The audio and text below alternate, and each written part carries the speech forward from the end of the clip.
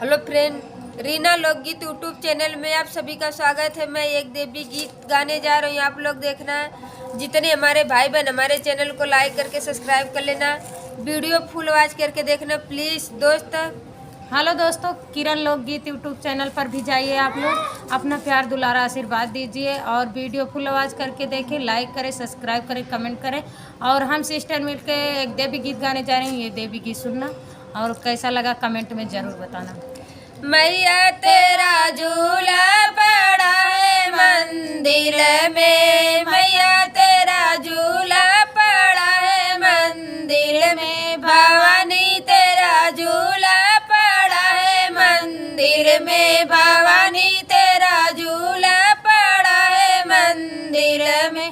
काहे का झूला मैया, काहे की डोरी, काहे की झूला मैया, काहे की डोरी, काहे की पटरी लगी है मंदिर में, काहे की पटरी लगी है मंदिर में। मैया तेरा झूला पड़ा है मंदिर में, मैया तेरा झूला पड़ा है मंदिर में।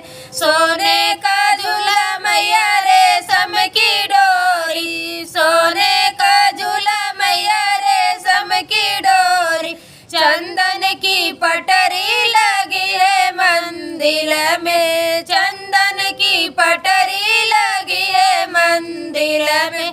मैया तेरा झूला पड़ा है मंदिर में, मैया तेरा झूला पड़ा है मंदिर में, भवानी तेरा झूला पड़ा है मंदिर में, भवानी तेरा झूला पड़ा है मंदिर में। कवन मैया झूले, कवन मैया झूलावे, कवन मैया झूले, कवन मैया झूलावे, कवन मैया पेंगा लगावे मंदिर में, कवन मैया पेंगा लगावे मंदिर में।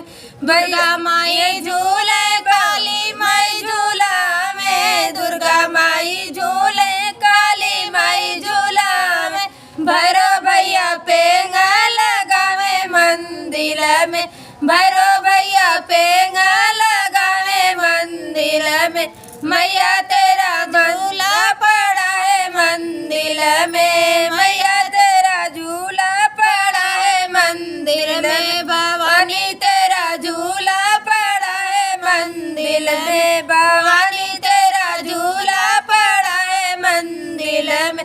काहे का दीपक मैया, काहे की बाती, काहे का दीपक मैया, काहे की बाती, काहे का भोगवा लगे मंदिर में, काहे का भोगवा लगे मंदिर में।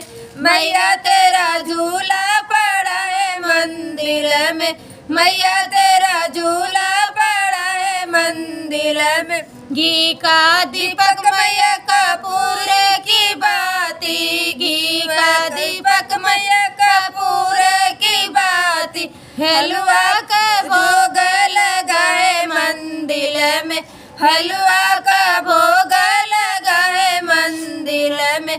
मैया तेरा झूला पड़ा है मंदिर में, भवानी तेरा झूला पड़ा है मंदिर में, भवानी तेरा झूला पड़ा है मंदिर में। मैया तेरा झूला